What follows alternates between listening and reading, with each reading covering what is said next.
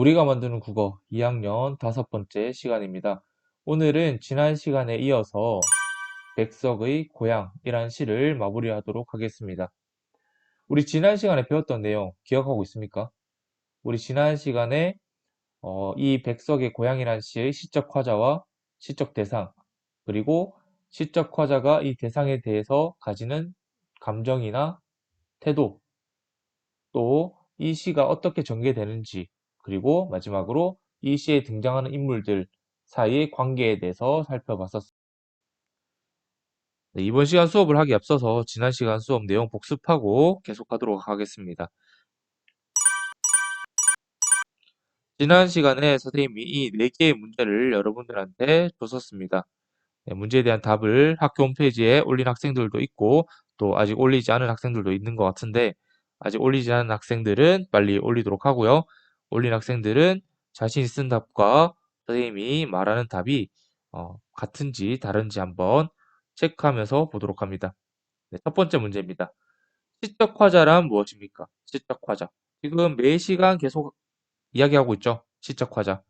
이 시적 화자는 시에서 시인을 대신하여 말하는 사람을 바로 시적 화자라고 이야기를 합니다. 시에서 시인을 대신하여 말하는 사람. 그럼 두 번째 문제입니다.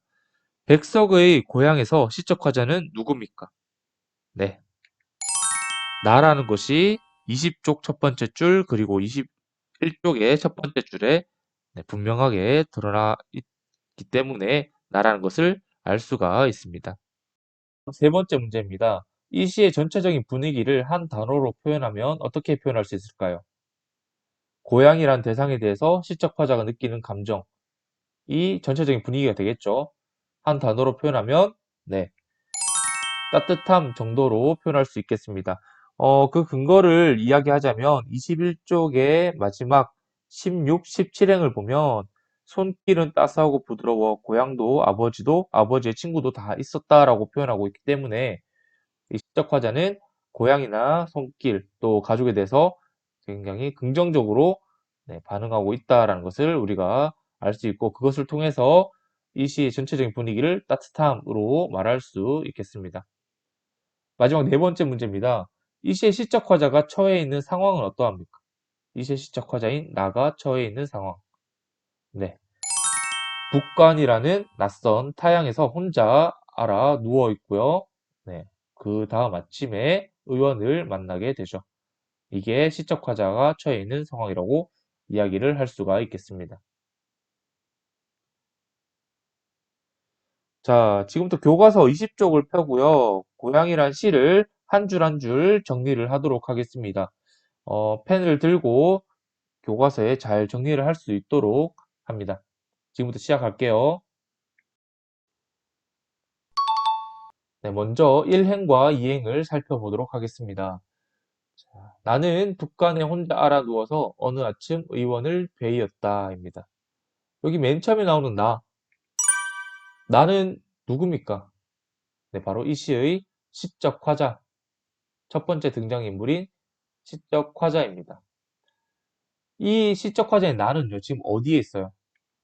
북간이라는 곳에 있습니다. 이 북간은 현재 시적 화자가 있는 곳이고 시의 배경이 되는 장소다라고 정리를 할 수 있겠습니다.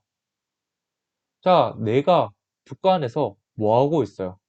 북간에 혼자 알아 누워 있습니다.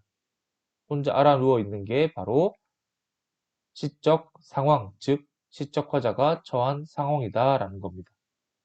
북간에 혼자 알아 누워서 어느 아침에 의원을 뵌 게 시적 상황이다라고 정리를 할 수 있고요. 자, 알아 누워 있긴 알아 누웠어요. 근데 혼자 누워 있다, 혼자. 우리가 혼자란 단어를 통해서 지금 이 시적 화자가 굉장히 외로운 처지에 있다라는 것도 알 수 있어야 합니다. 자, 그래서 이 1행과 2행의 중심 내용은요, 이렇게 정리를 하면 되겠습니다. 시적 화자인 나가 북한이라는 낯선 곳에서 병이 들었고 또 의원을 만났다. 이 정도로 정리를 하면 되겠습니다. 다음은 3행부터 7행입니다. 의원은 열애 같은 상을 하고 관공의 수염을 드리워서 먼 옛적 어느 나라 신선 같은데, 새끼 손톱 길게 돋은 손을 내어 묵묵하니 한참 맥을 짚더니 문득 물어 고향이 어디냐 한다. 여기까지 끊어볼게요. 자, 먼저 의원의 모습을 표현하고 있습니다. 어떻게 표현하나요? 네, 열애 같은 상을 하고 관공의 수염을 들이었고 먼 옛적 신선 같은 모습을 하고 있다. 라는 게 바로 의원의 모습인데, 자, 열애 같은 상은 뭔가요? 열애. 열애는 바로 뭐 이런 모습이겠죠? 불상. 불상같이 굉장히 자비로운 표정을 하고 있고, 또 관공의 수염을 드리웠대요. 관공의 수염을 드리웠다라는 건요, 네, 옛날 삼국지에 관우의 긴 수염을 가지고 있었다. 그래서 그 모습이 흡사 어느 나라 신선 같았다라는 겁니다. 자, 뭐뭐 같은 이런 표현이 시에 굉장히 많이 등장하는데 이런 표현들을 바로 비유적인 표현이라고 이야기를 하고요. 뭐뭐 같은 뭐이기 때문에 그 중에서도 직유법이 사용됐다라는 것을 우리가 알 수 있어야 합니다. 결국 두 번째 등장인물, 여기서는 의원이 나오고요. 의원의 모습을 비유적인 표현을 활용해서 나타내고 있다. 결국 이 3행에서 7행은요, 신선 같아 보이는 의원이 나한테 고향이 어디냐라고 묻는 내용이 담겨 있습니다.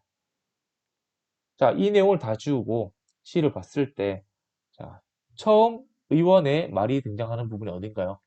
네, 요 맨 마지막 7행이죠. 7행에서 의원이 나에게 말을 겁니다. 고향이 어디냐? 지난 시간에 했죠. 다음입니다. 자, 다음은요, 8행부터 12행입니다. 한번 읽어볼게요. 평안도 정주라는 곳이라 한즉 그러면 아무개씨 고향이란다. 그러면 아무개씨를 아느냐 한즉 의원은 빙긋이 웃음을 띠고 막역지간이라며 수염을 쓴다. 여기까지 또 끊어볼게요. 평안도 정주라는 새로운 지명이 나옵니다. 여기서 평안도 정주는 어떤 곳인가요? 평안도 정주는 바로 시적 화자의 고향이라는 것을 우리가 알고 있습니다. 자, 평안도 정주라는 곳이라 했는데 자, 의원이 뭐라고 합니까? 그러면 누구의 고향이다? 아무개 씨의 고향이랍니다. 이 아무개 씨는 그러면 결국 시적 화해진 나랑도 알고 있고 이 의원과도 알고 있는 나와 의원의 공통지인이다라는 것도 우리가 확인을 할 수 있었습니다. 자, 아무개 씨에 대해서 쭉 이야기를 하다가 의원과 아무개 씨는 어떤 관계다? 네, 굉장히 친한 친구 사이였죠. 막역지간이다라는 겁니다. 이때 막역지간은 서로 거스르지 않는 사이, 즉 굉장히 친한 사이다라고 이야기를 할 수가 있고요. 이 막자가 없을 막자고요. 역자가 거스를 역자입니다. 서로 거스르는 게 없는 사이다라는 겁니다. 결국 여기서는 의원과 아무개 씨의 관계가 어떤지, 어떤 관계를 가지고 있는지를 알 수가 있는 부분입니다. 자, 결국 이 8행부터 12행은요, 의원이 아무개 씨와 막역지간이라고 말한다라는 게 중심 내용입니다. 자, 그럼 이것도 내용을 다 지우고요.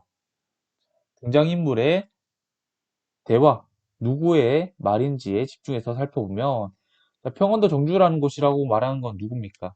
아까 앞에서 의원의 질문에 대한 나의 대답이죠.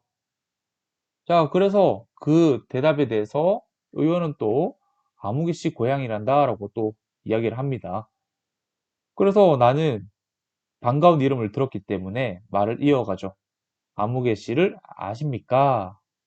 하니까 의원은 네, 웃음을 띠면서 친한 사이지 라고 이야기를 한다라는 것 네, 확인을 할 수 있겠습니다. 자, 마지막 부분입니다. 마지막 13행부터 17행입니다. 또 읽어볼게요.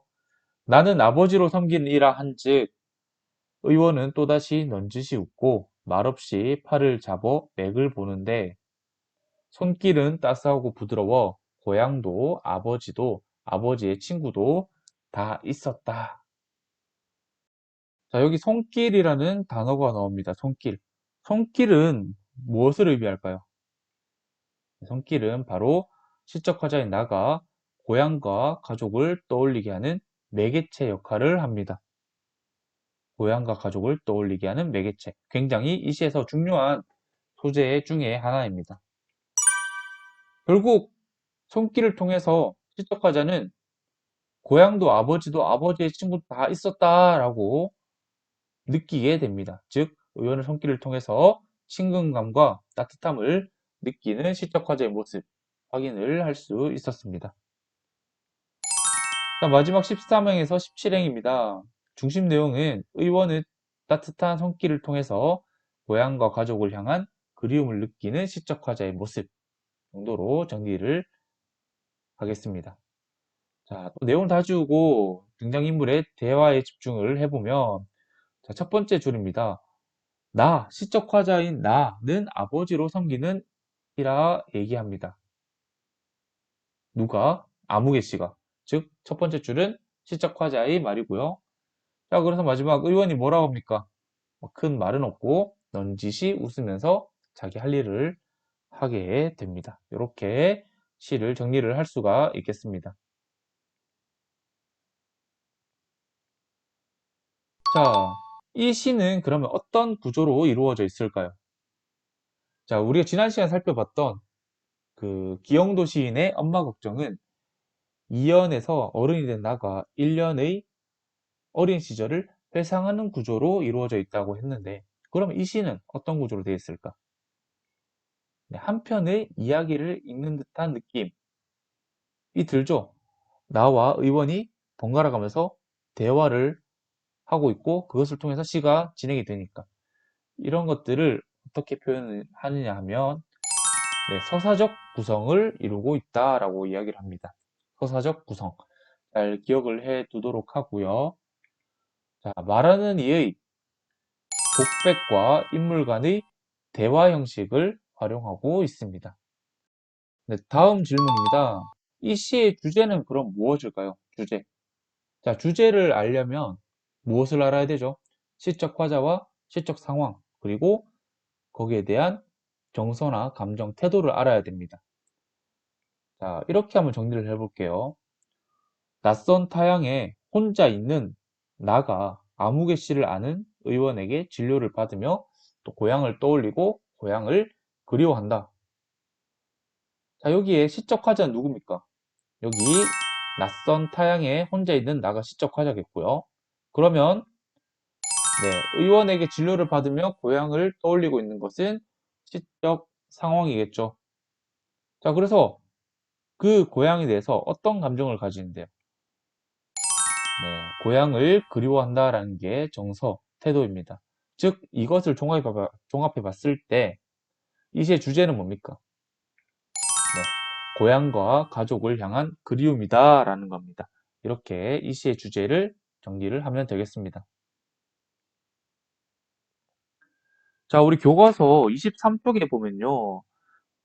고향이란 시가 한 편 더 나옵니다. 근데 이번에는 백석의 고향이 아니라 정지용이라는 시인의 고향입니다. 정지용이라는 시인은 이렇게 생겼습니다. 한번 보고 넘어갈게요. 자, 여러분들은 교과서 23쪽을 펴고요. 자, 화면에도 있기는 합니다만 글자가 좀 작아서 보일지는 모르겠습니다. 선생님 또 한번 읽어볼게요. 고향에 돌아와도 그리던 고향은 아니러뇨. 산꿩이 알을 품고 뻐꾸기 제철에 울건만 마음은 제 고향 지니지 않고 먼 항구로 떠도는 구름. 오늘도 매 끝에 홀로 오르니 흰점 꽃이 인정스레 웃고 어린 시절에 불던 풀피리 소리 아니 나고 메마른 입술에 쓰디 쓰다. 고향에 돌아와도 그리던 하늘만 노푸르구나. 네, 여기까지입니다. 자, 그럼 이 시에 대해서 한번 조금 알아보겠습니다. 첫 번째 질문입니다. 이 시에서 말하는 사람 누군데요? 이 시의 시적 화자는요, 이 시에서 말하는 사람은 바로 오랜만에 고향에 돌아온 사람입니다. 자, 교과서 23쪽에 1년과 6년을 보면요. 고향에 돌아와도 라는 말이 있습니다. 고향에서 떠나 있다가 고향에 돌아왔다라는 거니까 오랜만에 고향에 돌아온 사람이라고 우리가 정리를 하면 되겠습니다. 자, 그럼 이 시의 시적 화자는 겉으로 드러납니까? 백석의 고향에 비해서는 우리가 명확하게 파악을 할 수가 없죠. 왜냐하면 나라는 분명한 단어가 없기 때문에. 그래서 이 시의 시적 화자는 겉으로 드러나지 않는다라고 보면 네, 되겠습니다. 세 번째 질문입니다. 이 시의 시적 상황에 대해서 한번 이야기를 해볼 건데요. 이 시의 시적 상황은 어떤데요? 네, 시적 상황은 시적 화자가 그리워하던 고향에 돌아왔고요. 돌아와서 고향을 바라보고 있습니다. 이게 시적 화자가 처해 있는 상황이다.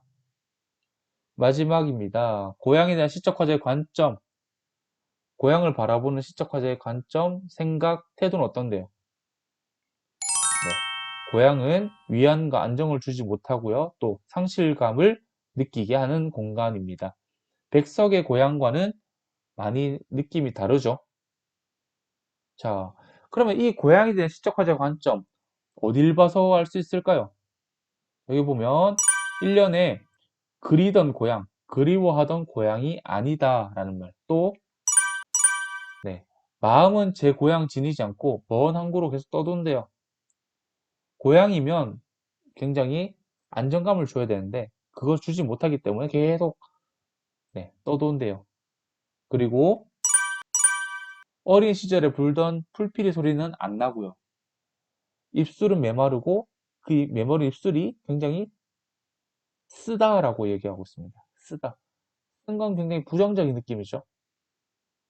마지막으로 그리워하던 하늘만 높다. 고향에 돌아왔는데 고향이라는 곳은 없고 네, 그리워하던 하늘만 그냥 높게 보인다라고 표현하는 데서 우리가 이런 시적 화제의 관점을 알 수가 있습니다.